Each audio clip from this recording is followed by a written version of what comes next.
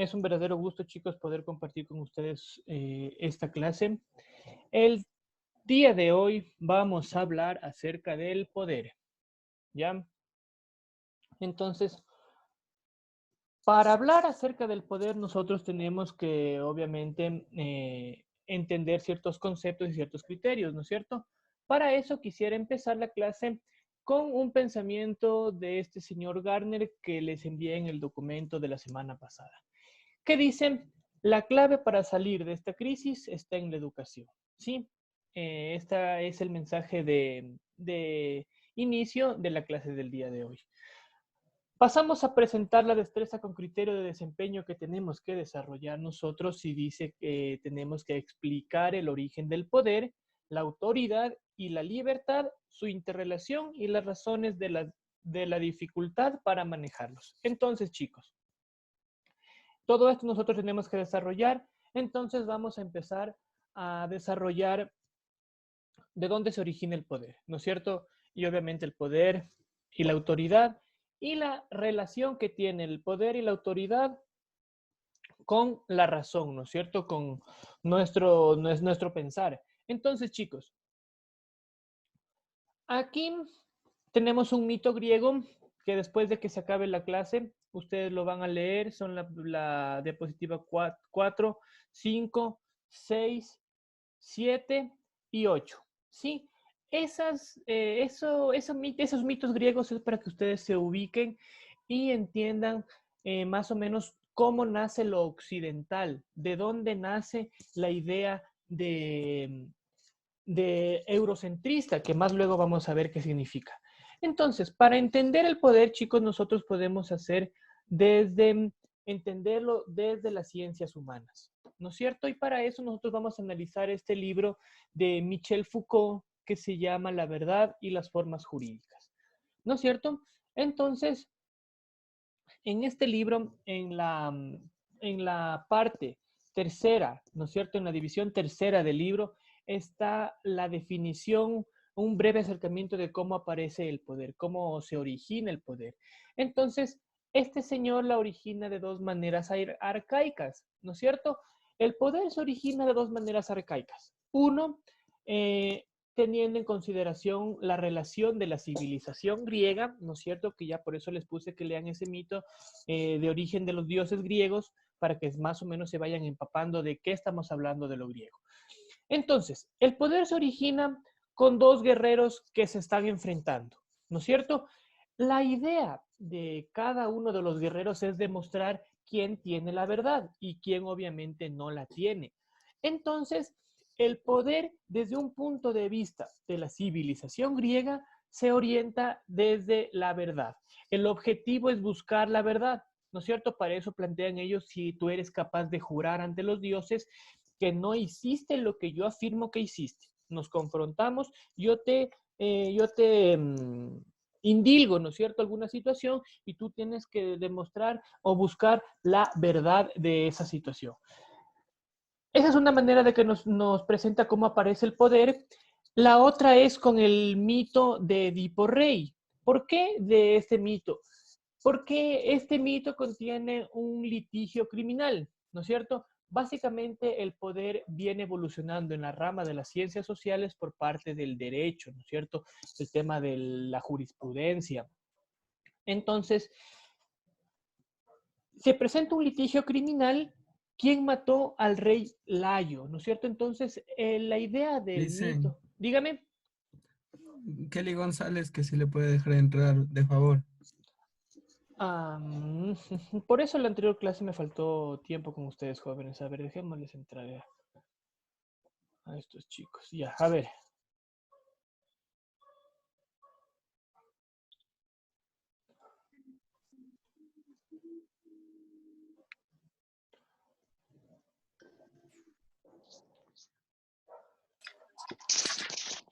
A ver, espérenme un segundito, por favor. Una compañera quiere entrar y dice que no tiene los datos.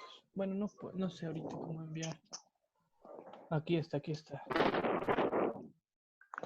Ah, no, pero esa clase ya pasó. A ver, chicos, continuemos acá. No nos ¿Qué distraigamos. tal, Aline? ¿Cómo estás? Buenas tardes. Wendycita, ¿cómo le va? Un gusto de verle. Igual, gracias a mí. A ver, entonces, chicos, ¿no es cierto? Estamos, ¿cómo definía el origen del poder Foucault, ¿no es cierto? Entendiendo también que este pensador es uno de los últimos pensadores de nuestra era, y es francés, ¿no es cierto? Y tiene una idea bastante crítica del mundo. Es súper interesante las posturas que él plantea. Entonces, la primera manera es enfrentando dos personas, buscar la verdad, y la segunda es que nos plantea a través del mito de Edipo Rey un litigio criminal, ¿no es cierto? ¿Quién mató al rey Layo? Entonces, básicamente, el mito de Edipo Rey es el resumen de la historia del derecho griego, ¿no es cierto? La imposición del poder, como sea, por sobre otras personas. Entonces, chicos, ya estamos por aquí, ¿no es cierto? Tenemos que entender que la democracia que se instauró en el siglo V en Atenas, en Grecia, fue un paso súper importante en el tema del tema del derecho, ¿no es cierto? ¿Por qué? Porque ya le daba facultades a otras personas para participar en las situaciones del país. Entonces, estas son las características de estas son algunas características de la sociedad griega.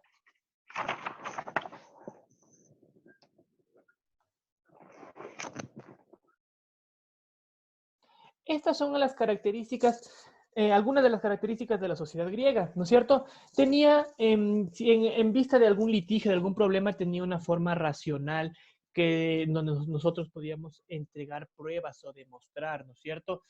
Ahí se encuentra la filosofía, los sistemas racionales, los sistemas numéricos y posterior a la filosofía, la ciencia.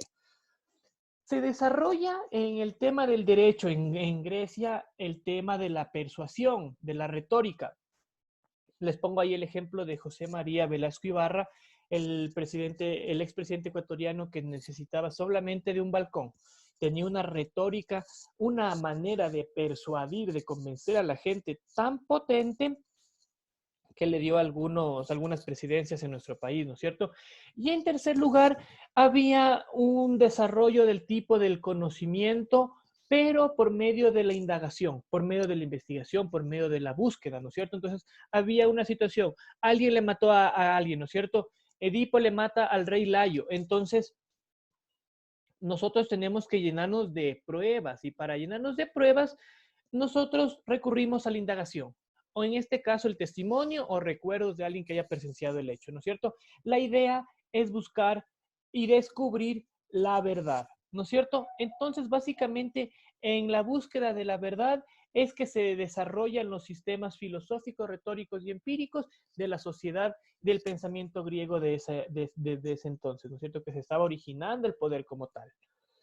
Entonces, chicos, Foucault lo que hace en este documento que se llama La verdad y las formas jurídicas, lo que él hace es que plantea una dicotomía o una comparación entre el derecho románico y el derecho germánico, ¿no es cierto? Cada una tenía sus situaciones especiales. Tomemos en cuenta de que los romanos conquistaron a los griegos y se apoderaron de su cultura. La modificaron, le cambiaron nombres latinos, por ejemplo, pero los dioses y esas situaciones seguían siendo la misma de los griegos. Con la expansión de los romanos por Europa, ellos se encontraron con lo bárbaro, lo germánico, ¿no es cierto? Entonces, ahí lo que hace Foucault es comparar ciertos elementos del derecho romano y del derecho germánico. Por ejemplo, en el derecho germánico decía que no existe un interrogatorio a este tipo de litigios, ¿no es cierto? Solo se aceptaban la prueba de las dos personas que estaban en el conflicto, ¿no es cierto? De la posesión del poder, la posesión de la verdad. Entonces, para que exista un proceso penal, era necesario haber causado daño, ¿sí? O por lo menos tener un testigo, ¿no es cierto? Que dé que afirme que esa persona ha sufrido el daño, ¿no es cierto? Entonces, básicamente, el poder es un reclamo de un individuo al otro que se define para acusarlo, ¿no es cierto? Es un reclamo que tú le acusas un sujeto al otro para buscar la verdad. Lo que observamos para que hubiera una acción penal en el antiguo derecho germánico era la existencia de 2 personas y nunca de 3. Ese era un caso esencial. Solo debía tener 2 personas involucradas en un problema, nunca 3, ¿no es cierto? Porque ahí salía del tema del derecho germánico. Entonces, este tema de contradicciones, ¿no es cierto? De pugnas por el poder, de reclamos, nos da un tema de venganza y nos da una percepción de la guerra. El poder básicamente viene a representarse en la guerra, porque cuando antes los países querían expandirse, ¿qué es lo que hacían? Invadían. Por la fuerza y a través de las armas, ellos conquistaban, colonizaban y se metían en el país, ¿no es cierto? Así ha dicho la historia. Entonces, la venganza y la guerra, producto del poder que se iba adquiriendo en esa situación, en ese desarrollo del mundo, pasa que aparece el derecho, ¿no es cierto? Aparece una figura, que tienen que inventarse una figura, en este caso el derecho, ¿no es cierto? El derecho es una manera reglamentada de hacer la guerra. Entonces, tú le puedes seguir un juicio a una persona por X razón, ¿no es cierto? Y eso tú le estás indirectamente declarando la guerra, ¿no es cierto? Haciéndole una guerra pequeñita en el momento de que tú le enjuicias. Entonces, esto los perdedores podían acceder a un tema de transacciones, de la venganza, hacerla en un ritual, darle, por ejemplo, en la antigüedad, darle cada cierto tiempo una cantidad de comida, qué sé yo, ¿no es cierto? Entonces, esto era empleado, este tipo de poder era empleado entre los siglos V y los siglos X, pero en esta época hubo una cantidad, un excedente de reformas al tema del derecho, ¿no es cierto? Evoluciones se puede llamar así. Entonces el derecho empezó a reformarse, a ser más justo, más legible para todas las personas, ¿no es cierto? Pero en su totalidad el derecho es subjetivo. ¿Por qué decimos que el derecho es subjetivo? Porque, por ejemplo, planteamos lo que pasaba con el derecho de Borgoña en el siglo XI, donde el acusado de un asesinato podía perfectamente establecer su inocencia reuniendo 12 personas, 12 familiares, que atestiguen que él no ha matado a nadie, que él no ha cometido ningún asesinato. Entonces, conforme va evolucionando el subjetivismo también del derecho, nosotros nos encontramos que existe un tipo de pruebas verbales, lo que después de la historia del derecho se convierte en el abogado, ¿no es cierto? Cuando tú tienes un problema y lo tienes que ir a defender, existe esa figura del abogado, el que va, se presenta donde te llame el juez y él te defiende, ¿no es cierto? Entonces, o también había otra manera que se llamaban las ordalías, en donde las ordalías consistían en un trabajo físico que te ponían, por ejemplo, te hacían caminar por una barra de hierro hirviendo. Y si después de 2 días tú no tenías escoriaciones en los pies, tú ganabas el juicio, ¿no es cierto? O también te amarraban la mano derecha con el pie izquierdo y te botaban al agua. Y si tú sobrevivías, decía que el agua no te había recibido bien, entonces tú le ganabas el juicio, y por el contrario, si es que tú morías, decía que las aguas te habían dado la bienvenida y ahí quedaba la situación, ¿no es cierto? Entonces, ¿por qué decimos que es subjetivo este tema del poder? Porque en una historia siempre va a haber un ganador y un perdedor. Y la historia siempre es contada desde el ganador, porque el perdedor no tiene nada que hacer ahí. Entonces, es subjetivo porque también ya vienen a aparecer una especie de jueces que dictaminan, que distribuyen la verdad, ¿no es cierto? Entonces, este sistema, así de esa manera subjetiva, se manejaba el poder en la parte de Europa, Occidente, ¿no es cierto? Roma, toda la expansión. Lo occidental es todo lo europeo. Entonces, este sistema tenía esta práctica durante el siglo XII y durante el siglo XIII. ¿Sí? Entonces, chicos, la idea de que nosotros tenemos que investigar aparece recién en el siglo XIII, ¿no es cierto? Conforme va evolucionando. Entonces, ya empezamos a tener un problema de poseer. ¿Poseer qué? En este caso puede ser poseer conocimiento, ¿no es cierto? Poseer la verdad. Entonces, conforme va evolucionando el tema del derecho, jóvenes, nosotros tenemos aquí en esta diapositiva, la diapositiva 16, cómo evoluciona hasta el siglo XII, siglo XIII, el derecho, ¿no es cierto? El poder, existe un poder político, el central, ¿no es cierto? Que en este caso es el legislativo. Existe otros tipos de poderes, ¿no es cierto? La idea es buscar la verdad.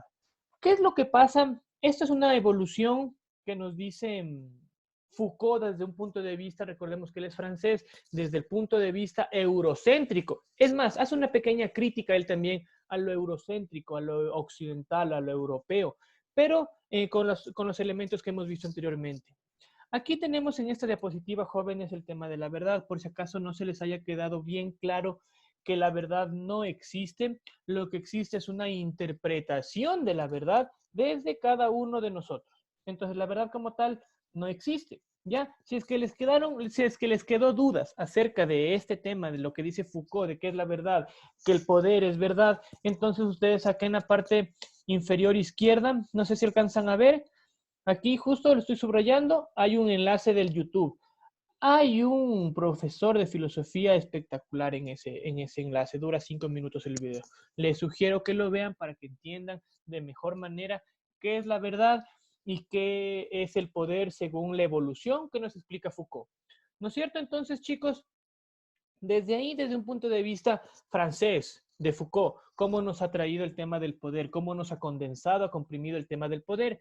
Ahora vamos a ver el poder desde un sociólogo, desde un pensador peruano, latinoamericano, desde la otra parte del continente, ¿no es cierto? Y vamos a ver qué es el poder. Hemos visto más o menos Foucault en la página que nos quedamos, nos orienta desde el siglo hasta el siglo XII, ¿no es cierto? Entonces, el descubrimiento de América se da en el siglo XV, 1492. Esa fecha es súper importante en el desarrollo del mundo. ¿Por qué? Porque no solamente le dieron el nombre a un acontecimiento histórico que es el descubrimiento de América, que no se descubrió nada, sino más bien que fue con otras circunstancias. Pasa que el descubrimiento de América le da el capitalismo al mundo.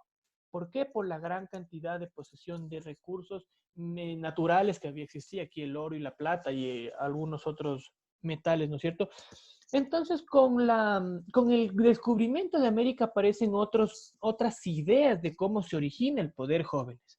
Entonces, este señor Aníbal Quijano, que es un peruano, sociólogo peruano que estudia el tema andino, ¿no es cierto?, de América Latina, él nos plantea una nueva concepción del poder, desde las palabras que él las emplea como el que es el colonialismo y el eurocentrismo. Todas estas diapositivas tienen secuencia las unas con las otras. Primerito planteamos el mito griego. ¿Para qué? Para que se enteren, para que se den cuenta de que cómo ha evolucionado el tema de la cultura occidental, el eurocentrismo. Eurocentrismo es sinónimo de occidental, de europeo, ¿no es cierto? Y ellos, después del descubrimiento de América, se manejaron por un tema del colonialismo, ¿no es cierto? Colonialismo, invasión y implementación de tus criterios como sociales.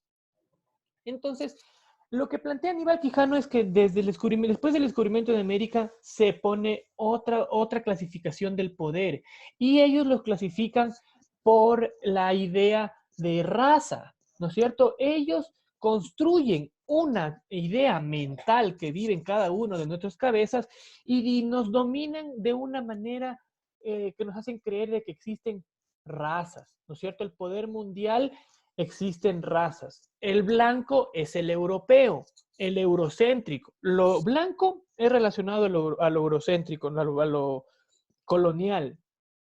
Entonces, jóvenes, después del descubrimiento de América, según Aníbal Quijano, aparece otra manera de entender el tema del poder, cómo se origina el poder. Entonces, América es el nuevo patrón mundial.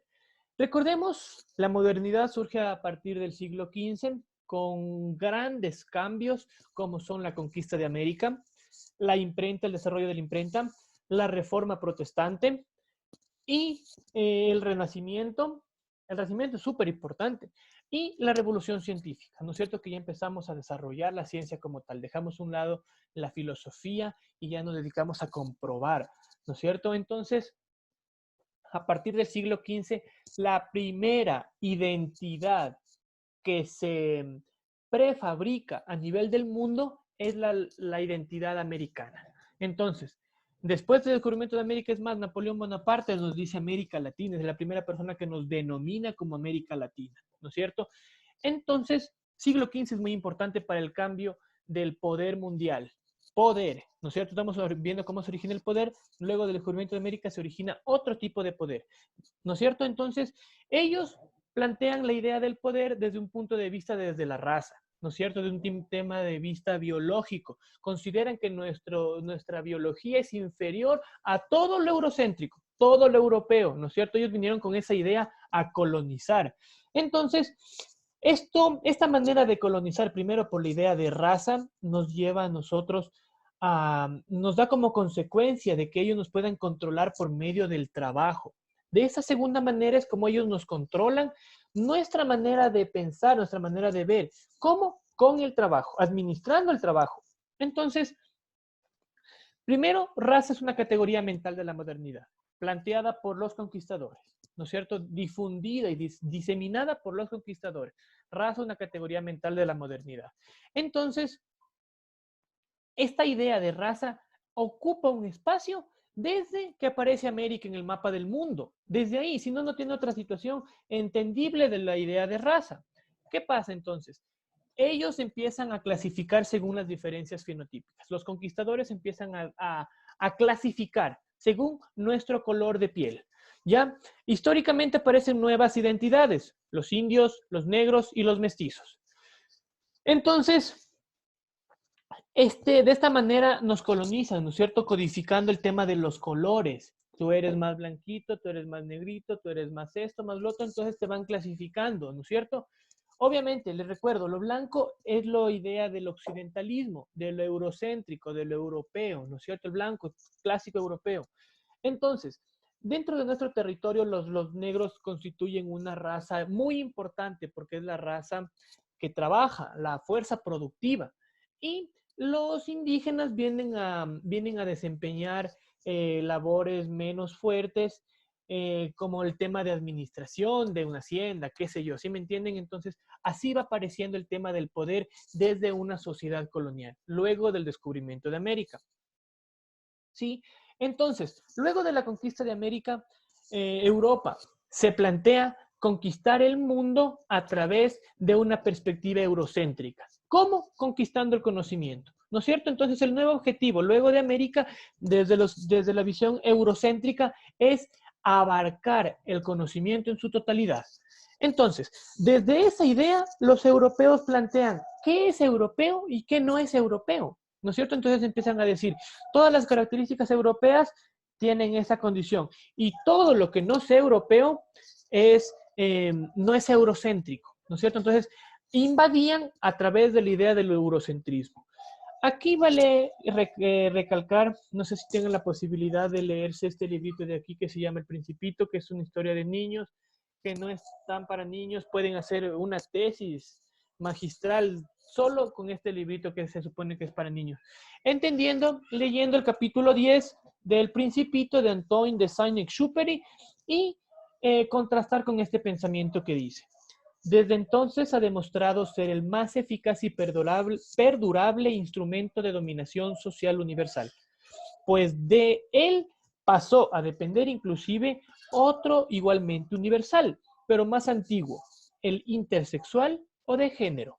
Los pueblos conquistados y dominados fueron situados en una posición natural de inferioridad y en consecuencia también sus rasgos fenotípicos, así como sus descubrimientos mentales y culturales. Todo, absolutamente todo lo que pasaba acá en América era visto desde una posición de inferioridad. Nos colonizaron porque ellos se creyeron superiores. ¿Por qué les pongo a leer el capítulo 10 del Principito? Porque ahí este escritor francés explica que llega el Principito a un país súper pequeño, donde solo habitaba el rey, no había espacio para nadie más, y el rey le empieza a dar órdenes, haz esto, haz lo otro. Pero el rey era un poco racional. Le decía que haga las cosas, pero con un sentido común. Después el principito se cuestiona y dice, yo no tengo por qué estar, yo no soy un súbdito de nadie. Entonces, ¿por qué les planteo esto? Porque para nosotros considerarnos inferiores, primero tenemos que tener en nuestra cabeza colonizada, ¿no es cierto? Ser parte de toda la colonización que ha sufrido nuestro territorio y entender de que nosotros, fenotípicamente, nuestros rasgos son inferiores. Si nosotros creemos eso, estamos siendo colonizados. Si no, tenemos la idea de que no nos dominan, nosotros tenemos el tema de la libertad, ¿no es cierto? Por eso también les mandé a leer el tema en la clase pasada del civismo y de Nietzsche, porque recordemos que lo bueno y lo malo, decía Nietzsche, que lo bueno tiene que ver todo lo relacionado a lo aristocrático y todo lo malo tiene que ver con lo plebeyo, con lo prohibido, con lo abyecto. Entonces, chicos, en estas diapositivas ustedes encuentran la información acerca del cómo se origina el poder. Sí, el deber para la clase del día de hoy es leer el mito griego que está al principio, que son 5 diapositivas, ¿no es cierto? Leérselas otra vez a todas estas diapositivas y si es que existiera alguna duda, alguna cosa, ustedes pueden buscar en internet, ¿no es cierto? ¿Qué dice por aquí? Por ejemplo, aquí nos da la idea de la tecnología. Se implementó una nueva tecnología en el desarrollo del poder, el tema de la dominación y la explotación. Así nos conquistaron, ¿no es cierto? Entonces, esto a partir del siglo XV, ¿no es cierto?, que es el descubrimiento de América, y ahora hay diferentes maneras de control del poder, ¿no es cierto? Uno de los más evidentes siempre será los medios de comunicación que por medio de ellos nos manipulan o nos dan a entender la información parcializada, solo desde un punto de vista.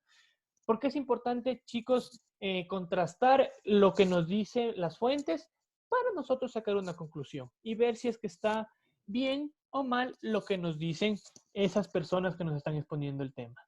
Chicos, aquí tienen estas diapositivas, de aquí vamos a sacar información para las pruebas, lean esas conclusiones a las cuales yo he llegado del tema investigativo y, como siempre, les hago acuerdo de que en los trabajos debe existir una referencia bibliográfica. Si no existe una referencia bibliográfica, es como que nosotros nos inventamos la información.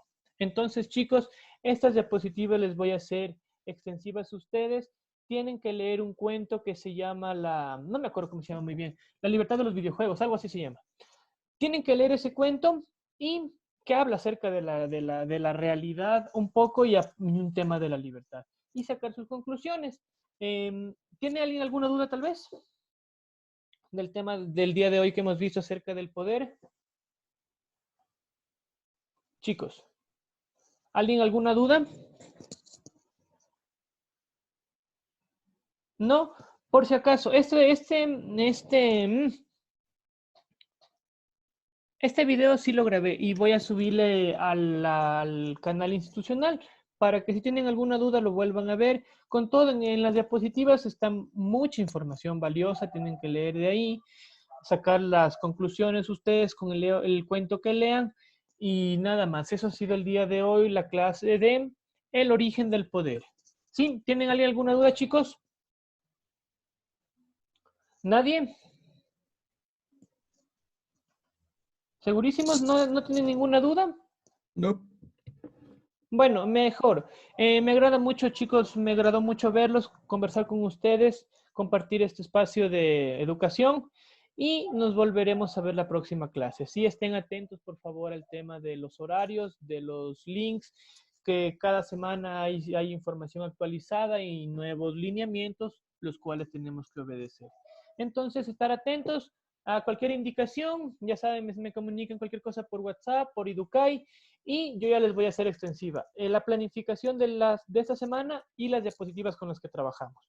Hay que leer ese cuento y leer el de los mitos griegos, jóvenes. Y nada más por el día de hoy. Les agradezco mucho por la atención. Ha sido un gusto, Freddy, Wendy, verlos. Nos volveremos a ver la próxima clase, jóvenes. ¿Sí? Bueno, Stalin, muchas gracias, Milice. Señores estudiantes, tener un poquito de cuidado. Nosotros ingresamos con 22 estudiantes y se fueron desapareciendo. Al último instante regresaron.